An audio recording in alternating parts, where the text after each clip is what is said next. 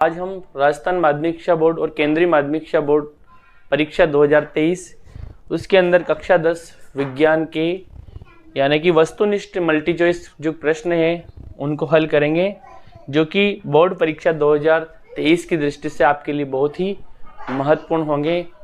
तो वीडियो में अंत तक बने रहें। अगला प्रश्न अपना सिल्वर क्लोराइड का फॉर्मूला है। तो दोस्तों NaCl ये सोडियम क्लोराइड का है, AgCl silver chloride, calcium chloride और मैग्नीशियम क्लोराइड। तो AgCl हमारा करेक्ट आंसर।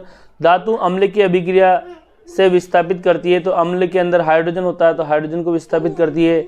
यहाँ आयरन H2SO इसके साथ आयरन ऑक्साइड बना रहा है, तो यहाँ पे क्या हो रहा है, ऑक्सीडेशन हो रहा है। क्या हो रहा है यहाँ पे, ऑक्सीडेशन। और जिन अभिक्रियाओं में उत्पाद के साथ ऊष्मा उत्सर्जित होती है उन्हें ऊष्माक्षेपी अभिक्रिया कहते हैं। अगला प्रश्न अपना, निम्न में से कौन सी धातु प्रकृति में मुक्त अवस्था में होती है। तो सोडियम, गोल्ड, पोटेशियम, एल्यूमिनियम। तो जो गोल्ड है वो मुक्त अवस्था में पाई जाती है क्योंकि कम से कम सबसे कम क्रियाशील होती है। अगला है, इनमें से सबसे अधिक क्रियाशील धातु कौन सी है। तो सीसा, पारा, सोडियम, लोहा। तो सोडियम जो है वो सबसे ज़्यादा क्रियाशील है। पृथ्वी की भूपर्पटी में सबसे अधिक मात्रा में मिलने वाली, तो भूपर्पटी पर आयरन, कॉपर, एल्यूमिनियम, मरकरी। तो जो एल्यूमिनियम है भूपर्पटी पर सबसे ज़्यादा पाई जाती है। लोहे की धातु को जंग से बचाने के लिए क्या किया जाता है, ग्रीस चढ़ाते हैं, पेंट करते हैं, जिंक की परत चढ़ाते हैं, गैल्वेनाइजेशन यानी कि, तो हमारा करेक्ट आंसर द यानी कि सभी करते हैं अपन। कौन सी धातु आसानी से संक्षारित नहीं होती है। तो चांदी, सोना, हीरा, जिंक। तो सोना जो है सबसे कम क्रियाशील है इसलिए संक्षारित नहीं होती है।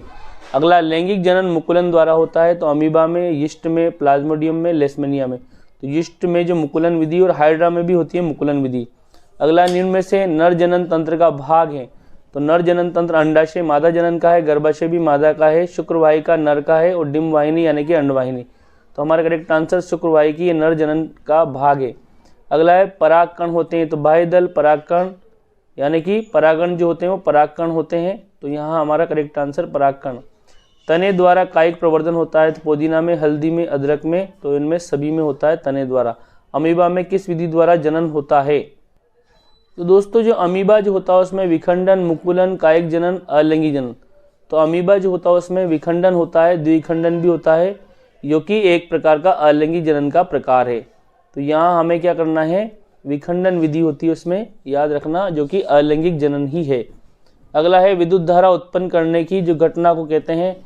तो विद्युत धारा कौन उत्पन्न करता है, गैल्वेनोमीटर, जनित्र, एमीटर, मीटर। तो ये जनरेटर जो है विद्युत धारा उत्पन्न करता है। तो लघु पतन यानी कि शॉर्ट सर्किट के समय परिपथ में धारा का मान होता है तो कम होता है, बढ़ जाता है, परिवर्तित नहीं होता है, निरंतर परिवर्तित। तो बढ़ जाता है जब जाके शॉर्ट सर्किट होती है। स्थायी चुंबक बनाने के लिए तांबे, नरम लोहे, इस्पात, पीतल। तो इस्पात का यूज करते हैं स्थायी चुंबक। फ्यूज के तार का गलनांक कितना होना चाहिए, कम, अधिक, न कम न ज़्यादा, कुछ भी हो सकता है। तो कम होना चाहिए ताकि वो जैसे टेम्परेचर बढ़े और पिघल जाए। अगला, जनरेटर कौन से प्रकार की धारा उत्पन्न करते हैं। तो जनरेटर AC यानी कि अल्टरनेटिव करंट, DC यानी डायरेक्ट करंट, AC तथा DC तो दोनों ही प्रकार की करंट उत्पन्न कर सकते हैं। प्राकृतिक ऊर्जा का मुख्य स्रोत है चंद्रमा, नदी, सूर्य, पहाड़। तो दोस्तों जो ऊर्जा का सबसे बड़ा स्रोत है सूर्य है, हमारी पृथ्वी पर ऊर्जा का सबसे बड़ा स्रोत। जैव मात्रा ऊर्जा स्रोत का उदाहरण नहीं है। लकड़ी, गोबर गैस, नाभिकीय ऊर्जा, कोयला। तो ये सब जैविक मात्रा से प्राप्त होते हैं, जबकि न्यूक्लियर जो ऊर्जा है वो हमें यूरेनियम, थोरियम से प्राप्त होती है। सौर जल तापक का उपयोग किस दिन नहीं कर सकते हैं। धूप वाले दिन, बादलों वाले दिन, गर्म दिन, वायु वाले दिन। तो जब बादल होते हैं तो सूर्य का प्रकाश दिखाई नहीं देता, तो उस दिन इनका सोलर सेल का उपयोग नहीं कर सकते हैं, सोलर थर्मल का उपयोग नहीं कर सकते। बायोगैस का मुख्यतः घटक कौन सी गैस है। तो बायोगैस जो होती है उसमें मुख्यतः जो मेथेन गैस पाई जाती है। तो हमारा करेक्ट आंसर मेथेन। अगला, सौर सेल बनाने में प्रयुक्त किया जाता है। तो कार्बन, सिलिकॉन, सोडियम, कोबाल्ट। तो सौर सेल में यानी कि सोलर सेल बनाने में सिलिकॉन धातु का इस्तेमाल किया जाता है, जो कि अर्धचालक धातु है। कौन आहार श्रृंखला का निर्माण करते हैं। तो घास, गेहूं, आम, घास, बकरी, मानव, बकरी, हाथी, बकरी, गाय, हाथी। तो दोस्तों बकरी घास को कौन खाता है, बकरी खा लेती है। बकरी को कौन खा सकता है, मानव। तो हमारा करेक्ट आंसर ब। जैव निम्नलिखित पदार्थ है। घास, पुष्प, चमड़ा, केक, लकड़ी, घास, और घास, लकड़ी, प्लास्टिक। तो प्लास्टिक है, ये जैव निम्नलिखित नहीं है। लकड़ी और घास और केक, यहाँ चमड़ा आ गया तो ये भी नहीं है। तो हमारा करेक्ट आंसर ऑप्शन ब। हरे पादप किस पोषी स्तर में आते हैं। तो हरे पौधे उत्पादक होते हैं यानी कि प्राथमिक होते हैं। सबसे बड़ा परितंत्र है। तो सबसे बड़ा परितंत्र रेगिस्तान, महासागर, वन और झील। तो सबसे बड़ा महासागर आएगा इसमें। परितंत्र में ऊर्जा का प्रवाह तो ऊर्जा हमेशा एक ही दिशा में प्रवाहित होती है। तो इसका करेक्ट आंसर एक दिशी यानी कि उत्पादक, फिर उपभोक्ता, फिर अपघटक, इस तरह से ऊर्जा का यानी प्राथमिक पोषी स्तर से द्वितीयक, द्वितीयक से तृतीयक, तो ऊर्जा का प्रवाह सदैव एक दिशी होता है। अगला प्रश्न, एथेन का आणविक सूत्र C2H6 है। ये 2 कार्बन है और 6 हाइड्रोजन है। इसमें 6 सहसंयोजक बंध है, 7 सहसंयोजक बंध है, 8 सहसंयोजक बंध है, 9 सहसंयोजक। तो दोस्तों इसमें 1 2 3 4 5 6 7, तो 7 सहसंयोजक बंध है, यानी कि 6 तो है कार्बन और हाइड्रोजन के बीच और 1 जो है कार्बन कार्बन के मध्य होता है। अगला है, खाना बनाते समय यदि बर्तन की तली काली हो रही है तो इसका मतलब है भोजन पूरी तरह से नहीं पका, ईंधन पूरी तरह से नहीं जला, ईंधन आर्द्र है, ईंधन पूरी तरह से जल रहा है। तो हमारा करेक्ट आंसर ईंधन पूरी तरह से नहीं जल रहा है, यानी कि उसको प्रॉपर ऑक्सीजन नहीं मिल रही है। अगला है, C6H6 बेंजीन में कितने कार्बन है? तो दोस्तों यहाँ कार्बन 6 है, यहाँ लिखा हुआ है ऑलरेडी, तो कार्बन 6 है। अगला, एथेनॉल से एथेनोइक अम्ल परिवर्तन किस प्रकार की अभिक्रिया है? तो ये एक प्रकार की ऑक्सीकरण अभिक्रिया है। क्यों है? क्योंकि एथेनॉल के अंदर एक ही ऑक्सीजन होता है, जबकि एसिटिक अम्ल में 2 ऑक्सीजन होते हैं, तो यानी कि ऑक्सीजन जुड़ रहा है। अगला, एसिटिक अम्ल को यानी कि CH3COOH को कौन सा अम्ल कहते हैं? तो इसको एसिटिक अम्ल कहते हैं, जिसको सिरके का अम्ल भी कहते हैं। किसी बिंदु पर, अगला प्रश्न है, किसी बिंदु पर किसी वस्तु एवं प्रतिबिंब का आकार समान होगा जब वस्तु होगी अनंत पर, फोकस पर, वक्रता केंद्र पर। तो C पर रहने पर वस्तु का आकार समान होता है। अगला है, पानी में रखा हुआ सिक्का ऊपर उठा हुआ दिखाई क्यों देता है? अपवर्तन की परिघटना के कारण पानी में रखा हुआ सिक्का ऊपर उठा हुआ दिखाई देता है। अगला प्रश्न है अपना, लेंस पर स्थित वह बिंदु जिस पर किरण बगैर मुड़े सीधी चली जाती है, मुख्य अक्ष पर, प्रकाशीय केंद्र पर, वक्रता केंद्र पर। तो प्रकाशीय केंद्र यानी कि ऑप्टिकल सेंटर पर सीधी चली जाती है। किसी बिंब का वास्तविक तथा समान आकार का प्रतिबिंब प्राप्त करने के लिए बिंब को उत्तल लेंस के सामने कहाँ रखते हैं? तो इसको हम फोकस पर रखते हैं, अनंत पर, वक्रता केंद्र पर, फोकस दूरी की दुगनी। तो फोकस दूरी की दुगनी यानी कि हम रखते हैं इसको C1 पर। अगला, किसी दर्पण में आप चाहे कितनी ही दूरी पर हो आपका प्रतिबिंब सदैव सीधा होगा, तो वह कौन सा है? तो वह समतल और उत्तल। तो समतल और उत्तल सदैव सीधा प्रतिबिंब बनाता है। अगला क्वेश्चन है, गुणसूत्र के ऊपर पाए जाते हैं, तो DNA, RNA, जीन और क्रोमोसोम।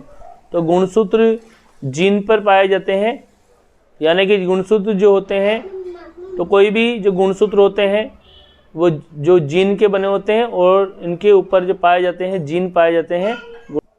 अगला प्रश्न है, मेंडल के द्विसंकर क्रॉस में F2 पीढ़ी का क्या अनुपात था? तो F2 पीढ़ी का जो अनुपात था 9:3:3:1 था। अगला, जैव विकास का प्रमाण हो सकते हैं समवर्ती अंग, समजात अंग, अवशेषीय अंग, उपसर्गी। तो सभी ये जैव विकास के प्रमाण हैं। जीवाश्म की आयु वो फॉसिल फोटोग्राफी यानी कार्बन डेटिंग द्वारा की जाती है, यानी कि कार्बन डेटिंग। अगला है, मनुष्य में कितने जोड़ी गुणसूत्र पाए जाते हैं? तो मनुष्य में 23 जोड़ी गुणसूत्र होते हैं, यानी कि जो टोटल 46 गुणसूत्र होते हैं। विद्युत शक्ति का ऐसा ही मात्रक है, तो विद्युत शक्ति का जूल ऊर्जा का मात्रक है, विद्युत शक्ति का मात्रक वाट है, एम्पियर विद्युत धारा का मात्रक है, वोल्ट विद्युत शक्ति का मात्रक है। तो हमारा जो करेक्ट आंसर विद्युत शक्ति का जो मात्रक है वो होता है वाट होता है, P = VI। अगला है, विद्युत सेल में रासायनिक ऊर्जा को बदलता है, तो विद्युत सेल रासायनिक ऊर्जा को विद्युत ऊर्जा में बदलता है। अगला है, विद्युत परिपथ में उपयोग होने वाले 2 सुरक्षा उपाय हैं, तो विद्युत फ्यूज, उचित आर्थिंग, तो दोनों ही ये विद्युत सुरक्षा के जो उपाय हैं। श्रेणी क्रम में तुल्य प्रतिरोध ज्ञात करने का तरीका, तो तुल्य प्रतिरोध के लिए श्रेणी क्रम में R बराबर होता है R1 + R2 + R3 के बराबर। अगला प्रश्न है, जल का विद्युत अपघटन करने पर कौन सी गैस मुक्त होती है? तो हाइड्रोजन, ऑक्सीजन, नाइट्रोजन और A और B। तो जल के अंदर हम सब जानते हैं हाइड्रोजन और ऑक्सीजन दोनों ही होती है, तो यानी कि हाइड्रोजन भी उत्सर्जित होगा और ऑक्सीजन भी। अगला प्रश्न, प्रकाश के किस रंग की तरंगदैर्घ्य यानी कि जो लैम्बडा का मान अधिकतम होता है, तो लाल रंग का तरंगदैर्घ्य सबसे ज्यादा होता है, अतः इसकी आवृत्ति सबसे कम होती है। आदर्श वोल्टमीटर का जो प्रतिरोध होता है वो कितना होता है दोस्तों? तो आदर्श वोल्टमीटर का जो प्रतिरोध है वो अनंत होता है। ओजोन जो परत है वो है स्ट्रेटोस्फीयर यानी कि समताप मंडल, शोभ मंडल, समताप मंडल, ओजोन मंडल। तो जो वो परत पाई जाती है शोभ मंडल के ऊपर पाई जाती है, तो स्ट्रेटोस्फीयर। अगला है, वनों की कटाई का क्या परिणाम है? तो वनों की कटाई कम वर्षा, भूस्खलन, भूमि अपरदन, उपरोक्त सभी। तो वनों की कटाई से सभी परिणाम हुए। आवर्त सारणी में शून्य समूह तत्व हैं, तो शून्य समूह के जो तत्व हीलियम है। लोहे की परमाणु संख्या कितनी है? 26 है। एक स्वस्थ मनुष्य के नेत्र के निकट बिंदु कितना है? 25 सेंटीमीटर। गेहूं